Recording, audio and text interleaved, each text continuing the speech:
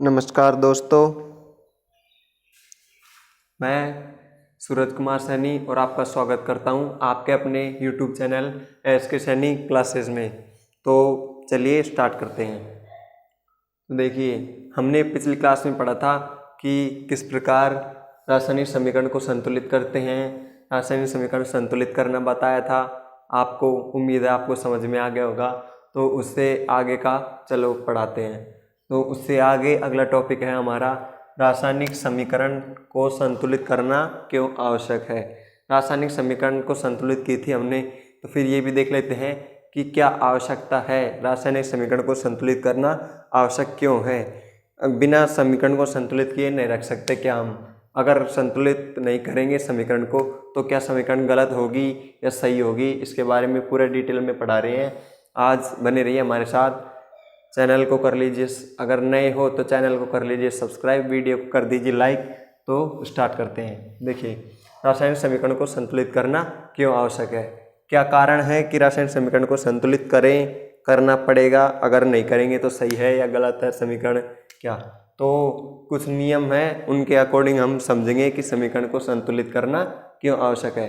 तो इसमें पहला नियम है हमारा द्रव्यमान संरक्षण का नियम। पहला नियम है द्रव्यमान संरक्षण का नियम।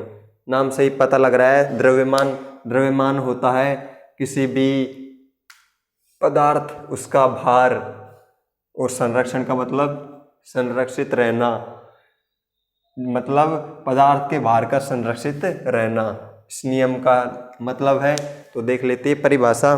देखिए, किसी भी रासायनिक अभिक्रिया में न तो द्रव्यमान का निर्माण होता है और न ही द्रव्यमान का विनाश होता है। कहने का मतलब है, कोई भी रासायनिक अभिक्रिया है वो स्टार्ट होगी और स्टार्ट होने के बाद पूरी संपन्न हो जाएगी, तब तक उसमें न तो द्रव्यमान बढ़ेगा और न ही द्रव्यमान घटेगा। कहने का मतलब ये है कि रासायनिक अभिक्रिया में अभिकारक और उत्पाद दोनों में द्रव्यमान समान रहेगा। द्रव्यमान होता क्या है? द्रव्यमान होता है परमाणु। इस बात है जो ये डेफिनेशन है, इससे क्या निष्कर्ष निकलता है। देखिए, निष्कर्ष देखते हैं। रासायनिक अभिक्रिया में पहले क्या होता है? अभिकारक, एवं उसके बाद होता है उत्पाद। अभिकारक संपन्न होने के बाद उत्पाद ही होता है। उत्पाद प्रत्येक परमाणुओं की संख्या समान रहती है। उत्पाद में और अभिकारक में परमाणुओं की संख्या समान रहती है या बराबर रहती है। कहने का मतलब है कि अभिकारक में और उत्पाद में दोनों में परमाणुओं की संख्या समान रहती है। इसीलिए द्रव्यमान संरक्षण का नियम यही कहता है कि जो रासायनिक अभिक्रिया है उसमें अभिकारक में और उत्पाद में दोनों में परमाणुओं की संख्या समान रहती है। क्यों रहती है? क्योंकि जो रासायनिक अभिक्रिया होती है उसमें न तो परमाणु बनते हैं और न ही परमाणु का विनाश होता है, न ही परमाणु टूटते हैं। तो अभिकारक और उत्पाद में दोनों में परमाणु समान ही होने चाहिए, इसलिए समीकरण को संतुलित करते हैं। समीकरण को संतुलित करने का अर्थ होता है कि समीकरण में परमाणु समान है या नहीं है। अगर नहीं है तो उन परमाणु को हम समान करते हैं। देख लीजिए, नोट्स बना लीजिए या फिर मैं PDF प्रोवाइड करवा दूंगा आपको।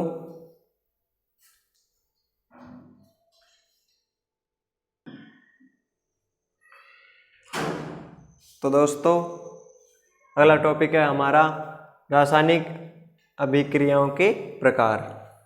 तो इसमें देखते हैं कि हम रासायनिक अभिक्रियाएं कौन कौन से प्रकार की होती है, कितने प्रकार की होती है, क्या होता है, वो सब कुछ देखते हैं। इसमें पहला प्रकार है संयोजन अभिक्रिया। पहली है संयोजन अभिक्रिया।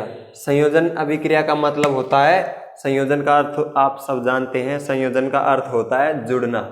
तो इसमें अभिक्रियाएं क्या होंगी? अभिकारक होंगे, वो जुड़ेंगे। तो देख लेते हैं डेफिनेशन। इस अभिक्रिया में दो या दो से अधिक अभिकारक मिलकर एक उत्पाद का निर्माण करते हैं। देखिए, इस अभिक्रिया में दो या दो से अधिक अभिकारक दो या दो से अधिक होंगे, वो जुड़कर एक ही उत्पाद का निर्माण करेंगे। देखिए, दो या दो से अधिक अभिकारक मिलकर एकल का मतलब होता है एक ही उत्पाद का निर्माण करेंगे। जैसे इसे हम लिख सकते हैं ए बी की फॉर्म में। जैसे ए और बी दोनों मिलकर एक ही उत्पाद का निर्माण कर रही हैं। जैसे ये ए और बी क्या है, अभिकारक। लिख देता हूं मैं।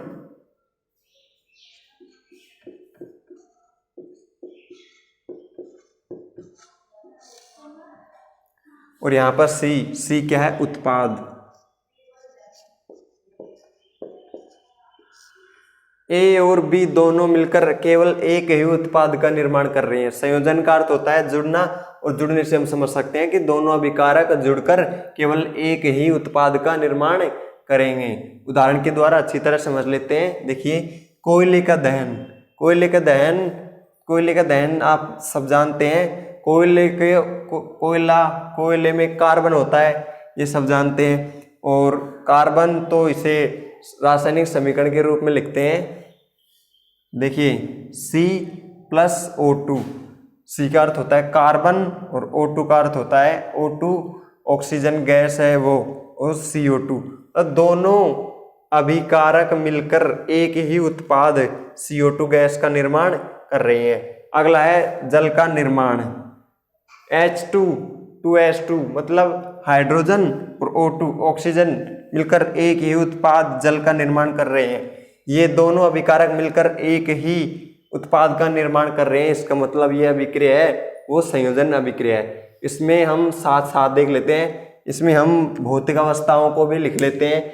जो भी अभिक्रिया होगी उसमें हम भौतिक अवस्थाओं को भी इंक्लूड करते जाएंगे, तभी हमारी जो रासायनिक समीकरण होगी वो पूरी तरह सही होगी। अगर हम उसमें कुछ भी छोड़ देंगे तो हो सकता है एग्जामिनर उसको गलत कर दे, इसलिए हम सब कुछ सटीक लेते हुए चलेंगे। देखिए, भौतिक अवस्थाएं लगाते इसमें मैंने पढ़ा दिया आपको। अगर आपको पता नहीं है तो देख लीजिए हमारे चैनल पर आकर। देखिए, कोयले का दहन। कोयला कार्बन जल के जलने से कोयला बनता है। कार्बन एक सॉलिड पदार्थ होता है, तो सॉलिड अर्थात ठोस को हम एस से लिखते हैं। O2 एक गैस होती है, सभी जानते हैं, इसे हम G से लिखेंगे। और CO2 भी एक गैस है, इसे भी हम G से ही लिखेंगे। अगला है जल का निर्माण। जल का निर्माण में देखिए 2H2 + O2। H2 आप सब जानते हो, हाइड्रोजन गैस। O2 आप सब जानते हो, ऑक्सीजन गैस। 2H2O H2 आप सब जानते हैं, जिसके बिना जीवन संभव नहीं है। क्या है? जल का मतलब, जल का रासायनिक सूत्र होता है H2O। तो जल आप सब जानते हो एक द्रव्य होता है, और इस द्रव को कहते हैं इंग्लिश में लिक्विड, तो इसे L से लिखेंगे। ठीक है, आप नोट्स बना लीजिए, फिर PDF प्रोवाइड करवा देंगे आपको।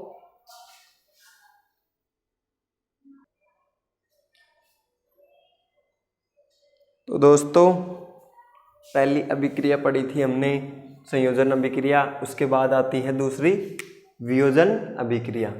इसकी डेफिनेशन देख लेते हैं। एक अभिकारक टूटकर दो या दो से अधिक उत्पाद में बदल जाए तो उसे वियोजन अभिक्रिया कहते हैं। समझ गए होंगे आप। वियोजन का अर्थ होता है टूटना, और वो था संयोजन का अर्थ होता है जुड़ना।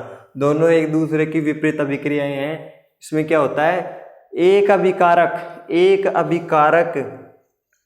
टूटकर दो या दो से अधिक उत्पाद में बदल जाए। ये अभिकारक टूटकर दो या दो से भी अधिक उत्पाद में बदल गया है। इस प्रकार से लिख सकते हैं हम, इसको वियोजन अभिक्रिया कहते हैं। अर्थात अभिकारक तो होगा एक, और वो उत्पाद में कई उत्पाद में बदल सकता है। इसका अर्थ ये ही है। एक अभिकारक टूटकर दो या दो से अधिक उत्पाद में बदल जाए तो वहां पर वियोजन अभिक्रिया होगी।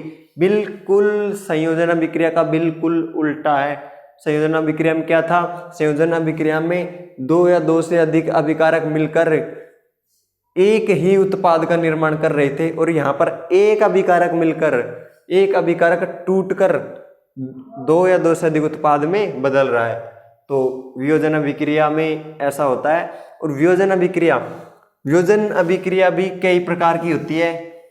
कई प्रकार से संपन्न होती है। जैसे वियोजन अभिक्रिया, वियोजन अभिक्रिया क्या होता है? टूटना होता है। और टूट कई प्रकार सकते हैं, जैसे कि ऊष्मा देने पर भी टूटता है और प्रकाश देने पर भी टूटता है, विद्युत धारा प्रवाहित करा देते हैं किसी अभिकारक में तो भी टूटता है। इसको हम अलग अलग पढ़ेंगे डिटेल से। तो देखिए, ऊष्मीय वियोजन, मतलब ऊष्मीय वियोजन का अर्थ है ऊष्मा के द्वारा टूटना। वैद्युत वियोजन, वैद्युत वियोजन का अर्थ है वैद्युत के द्वारा टूटना। और प्रकाशीय वियोजन, प्रकाशीय वियोजन का अर्थ होता है प्रकाश प्रवाहित कराने पर, अर्थात प्रकाश में रखने या प्रकाश देने पर जो वियोजन होता है उसे प्रकाशीय वियोजन कहते हैं। तीनों को हम अभी डिटेल में पढ़ेंगे। देखिए,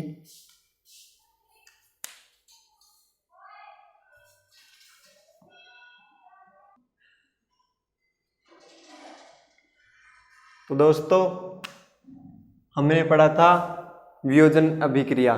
तो वियोजन अभिक्रिया आपको बताई थी 3 प्रकार की है, उसमें तीनों को डिटेल में पढ़ने के बारे में बताया था। तो पढ़ते हैं। उसमें देखिए, पहली थी ऊष्मीय वियोजन। आप जानते हैं ऊष्मीय वियोजन का अर्थ होता है ऊष्मा के द्वारा वियोजन किया गया।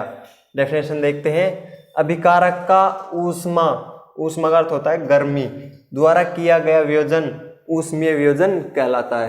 कोई अभिकारक है, अगर अभिकारक को हम ऊष्मा देते हैं, ऊष्मा देने के कारण अगर उसका वियोजन होता है तो वहां पर ऊष्मीय वियोजन कहलाता है। उदाहरण के द्वारा अच्छी तरह समझते हैं। CaCO3 को जब ऊष्मा देंगे तो वो CaO प्लस CO2 में कन्वर्ट हो जाएगी।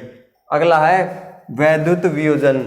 वैद्युत वियोजन का अर्थ है वैद्युत धारा प्रवाहित कराने पर अगर किसी अभिकारक का वियोजन होता है तो वहां पर वैद्युत वियोजन कहलाता है। डेफिनेशन देखते हैं। विद्युत धारा के प्रवाहित होने के कारण होने वाला वियोजन, अर्थात विद्युत धारा प्रवाहित कराने पर वियोजन हो रहा है तो वहां पर वैद्युत वियोजन कहलाता है। उदाहरण के द्वारा अच्छी तरह समझते हैं। 2H2 विद्युत धारा प्रवाहित कराई तो H2 प्लस O2, अर्थात जल में अगर हम वैद्युत धारा प्रवाहित कराएंगे तो हाइड्रोजन और ऑक्सीजन गैसें रिलीज होंगी। अगला है प्रकाशीय वियोजन, अर्थात प्रकाश, सूर्य का प्रकाश देने के कारण किसी अभिकारक को अगर हम सूर्य का प्रकाश देंगे और उसका वियोजन हो गया तो अर्थात वहां पर ऊष्मीय वियोजन होगा। जैसे डेफिनेशन देखते हैं। सूर्य के प्रकाश की उपस्थिति में होने वाला वियोजन, अर्थात सूर्य के प्रकाश से अगर कोई अभिकारक का वियोजन हो रहा है तो वहां पर प्रकाशीय वियोजन होगा। उदाहरण देखते हैं। AgCl, सूर्य के प्रकाश प्रवाहित सूर्य के प्रकाश में रखेंगे तो Ag 2Ag प्लस 2Cl में बदल जाएगा। और एक मेन बात यहाँ पर नोट स्टार, बिल्कुल इंपॉर्टेंट बात जो परीक्षा में हमेशा पूछी जाती है, इस अभिक्रिया का उपयोग श्याम श्वेत फोटोग्राफी में किया जाता है। अर्थात ये जो अभिक्रिया है 2AgCl और सूर्य का प्रकाश 2Ag प्लस 2Cl, इस अभिक्रिया के द्वारा श्याम श्वेत फोटोग्राफी की जाती है। अर्थात इस अभिक्रिया का उपयोग ब्लैक एंड व्हाइट फोटोकॉपी करने में किया जाता है। ये पूछा जाता है अक्सर, ऐसे क्वेश्चन ऐसे आता है कि इस किस अभिक्रिया का उपयोग श्याम श्वेत फोटोग्राफी करने में किया जाता है। अभिक्रिया, पूरी अभिक्रिया पूछता है, इसलिए इसको नोट लगा लेना और बहुत ही इंपॉर्टेंट अभिक्रिया है ये। और आगे हम इनमें बताएंगे कि इनको भौतिक अवस्थाओं के द्वारा प्रदर्शित करेंगे। देखिए, CaCO3 कैल्शियम कार्बोनेट, ये एक ठोस पदार्थ होता है इसलिए हम यहाँ पर S लिखेंगे। और CaO भी एक ठोस पदार्थ होता है इसलिए हम यहाँ पर भी S लिखेंगे। S का अर्थ होता है सॉलिड, सॉलिड को हिंदी में कहते हैं ठोस। CO2 एक गैस होती है, आप सब जानते हैं, इसलिए जी। और यहाँ पर 2H2O जल होता है, जो लिक्विड होता है, सब जानते हैं, बताने की आवश्यकता ही नहीं है ये बात, तो आप खुद समझदार हो, खुद होशियार, एक काबिल इंसान हो आप। 2H2 एक गैस होती है, कई बार बता दिया मैंने, बताने की ज़रूरत होनी नहीं चाहिए, इसलिए जी लिखेंगे। O2 भी एक गैस होती है, तो जी। AgCl, AgCl क्या होता है? AgCl एक सॉलिड पदार्थ होता है, क्योंकि अब आप समझिए, खुद समझिए, सॉलिड पदार्थ होगा तभी तो उसे प्रकाश की उपस्थिति में तोड़ा जाएगा। टूटता क्या है? सॉलिड टूटता है या फिर लिक्विड टूटता है। जो गैस और गैस टूटती थोड़ी है, गैस तो रिलीज होती है, इसलिए यहाँ पर सॉलिड है, इसलिए एस। और Ag plus Cl, Ag plus Cl में क्या है? Ag ये भी एक सॉलिड पदार्थ होता है, और Cl गैस होती है, क्लोरीन गैस, इसलिए इसे जी लिखेंगे। एक और बात अगला देखेंगे हम, ये समीकरण है, हमने लिख दी, हमने पढ़ा था समीकरण को संतुलित करते हैं। समीकरण संतुलित नहीं होगी तो समीकरण अगर नहीं होगी तो समीकरण बिल्कुल गलत होगी। तो हम ये भी देखेंगे कि ये समीकरण संतुलित है या नहीं है। अगर नहीं होगी तो इसे हम संतुलित करेंगे। देखते हैं Ca, इसमें देखते हैं Ca कितने हैं। इसमें अभिकारक में Ca है 1, तो उत्पाद में भी Ca 1 होना चाहिए। देखते हैं, अभिकारक में भी एक ही Ca है। देखिए अगला है C, मतलब कार्बन। अब देखते हैं उत्पाद में कार्बन कितने हैं। उत्पाद में भी कार्बन 1 ही है। अगला है O3, मतलब 3 ऑक्सीजन के अणु हैं। तो यहाँ पर देखते हैं 2 और 1, 3 नए ऑक्सीजन के अणु हैं। इसका मतलब अभिक्रिया संतुलित है। अगली अभिक्रिया हम देखते हैं 2H2O, इसका अर्थ है 2 हाइड्रोजन और 2 ही ऑक्सीजन। तो देखते हैं यहाँ पर 2 ही हाइड्रोजन है और 2 ही ऑक्सीजन है, इसका मतलब यह अभिक्रिया भी संतुलित है। अगला देखते हैं हम Ag, मतलब 2Ag और 2 ही Cl, दोनों के आगे 2 लग रहा है, तो इसका मतलब 2 ही Ag है और 2 ही Cl है। तो यहाँ पर देखते हैं 2 ही Ag है और 2 ही Cl है, इसका मतलब ये भी समीकरण संतुलित है। इसका मतलब हमारी समीकरण सही है। अगर समीकरण संतुलित नहीं होती तो समीकरण होती गलत। इसे करते हम संतुलित और बढ़ते आगे। लिख लीजिए, फिर मैं नोट्स प्रोवाइड करवा दूंगा आपको। इसी तरह हम चलते रहेंगे और पूरा कोर्स करवाएंगे आपको। साइंस में इतना सा भी नहीं छोड़ेंगे। चैनल को कर लीजिए सब्सक्राइब, बेल आइकन को कर दीजिए प्रेस। मैं सूरज कुमार सैनी, SK सैनी क्लासेज में आपको सब कुछ पढ़ाऊंगा, कुछ नहीं छोड़ूंगा। बिल्कुल आप बेफिक्र रहिए। और आज एक सुबह नोटिफिकेशन आया है, उसके बारे में मैं बताऊंगा आपको। आगे वीडियो बनाऊंगा, उसके बारे में सब कुछ बताऊंगा। आप सब मेरे साथ बने रहिए, सिर्फ आपका साथ चाहिए। आप अगर साथ देंगे तो जल्द ही कोर्स करवा देंगे हम। कुछ कोर्स हुआ है कम, उसकी डिटेल देंगे हम आपको अभी बाद में, ठीक है।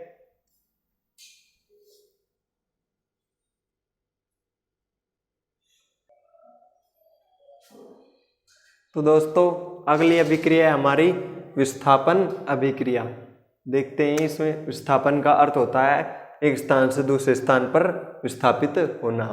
तो डेफिनेशन के द्वारा अच्छी तरह समझ लेते हैं। इस अभिक्रिया में अधिक क्रियाशील तत्व कम क्रियाशील तत्व को उसके स्थान से विस्थापित कर देता है।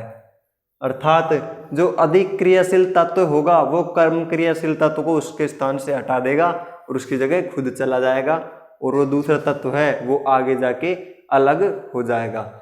एक उदाहरण के द्वारा समझ सकते हैं, बिल्कुल समझ आ जाएगा आपको। जैसे कि कोई प्रोग्राम है या फिर कोई भी बड़ा प्रोग्राम है, उसमें जैसे कि कोई कम पैसे वाला आदमी होता है, वो होता है, तो अगर वहाँ पर कोई पैसे वाला आदमी आ जाए तो उसकी वैल्यू समाप्त हो जाती है। सब उस पैसे वाले आदमी को देखते हैं, उसकी बातें करते हैं, उसी के बारे में सोचते हैं, और जो कम पैसे वाला आदमी होगा उसके बारे में कोई नहीं सोचता है, अर्थात उसकी वैल्यू समाप्त हो जाती है। अर्थात उसकी जगह वो कम पैसे वाले आदमी की जगह जो ज़्यादा पैसे वाला आदमी है वो आ गया, अर्थात उसने कम पैसे वाले आदमी को ज़्यादा पैसे वाले आदमी ने विस्थापित कर दिया, अर्थात उसको वहाँ से हटा दिया। इसी प्रकार यहाँ पर भी है, इसमें जो अधिक क्रियाशील तत्व होगा वो कम क्रियाशील तत्व को उसके स्थान से ही हटा देगा। उदाहरण के द्वारा अच्छी तरह समझते हैं। Fe जो होता है लोहा, लिख देता हूं मैं। CuSO4 होता है कॉपर सल्फेट।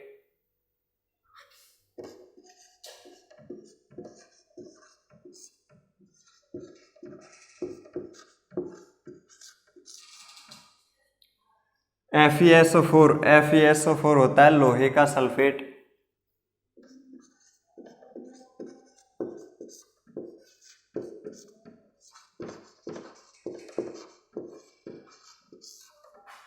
CuC होता है कॉपर।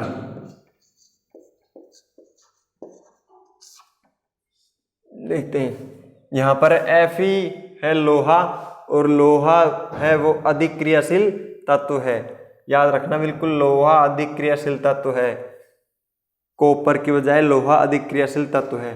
तो अधिक क्रियाशील तत्व, और यहाँ पर Cu जो कॉपर है वो कम क्रियाशील तत्व है। तो अधिक क्रियाशील तत्व कम क्रियाशील तत्व को उसके स्थान से विस्थापित कर देता है। यही है ना डेफिनेशन, देख लीजिएगा।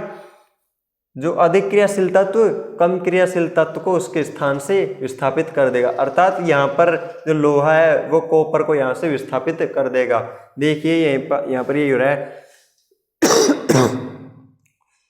जो लोहा है उसने कॉपर को इसके स्थान से हटा दिया है और उसकी जगह खुद आ गया है और उसको वहाँ से विस्थापित कर दिया और कॉपर को अलग कर दिया।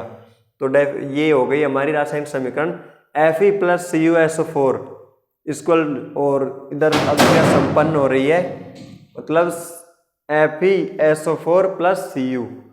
इनकी भौतिक अवस्था भी देख लेते हैं हम। Fe होता है लोहा, लोहा एक सॉलिड पदार्थ है इसलिए लिखते हैं S। CuSO4 भी एक सॉलिड पदार्थ होता है, नहीं CuSO4 होता तो सॉलिड है, लेकिन ये क्या है, SO4 मिलने के बाद में जो कॉपर है वो एक जलीय द्रव्य में बदल जाता है, इसलिए हम क्यों लिखेंगे एक्वास। और अगला है हमारा FeSO4 होता है लोहे का सल्फेट। लोहे का सल्फेट भी सल्फेट बनने पर ये भी एक जलीय द्रव्य में बदल जाता है, इसलिए लिखेंगे क्यों यहाँ पर भी। अगला है कॉपर आप सब जानते हैं सॉलिड पदार्थ होता है, इसलिए लिखेंगे S। ठीक है, उम्मीद करता हूँ समझ में आ गई हो। अगर कोई दिक्कत हो तो कमेंट बॉक्स में लिखिएगा, मैं अगली जो वीडियो स्टार्ट करूँगा उसमें कोई दिक्कत होगी उसका सॉल्यूशन बता दूंगा आप सबको। ठीक है, चैनल को कर लीजिए सब्सक्राइब, बेल आइकन को कर दीजिए प्रेस। कुछ समझ में नहीं आए तो पूछ लेना कमेंट करके, हमेशा रहूँगा मैं आपकी सेवा में तैयार। ठीक है,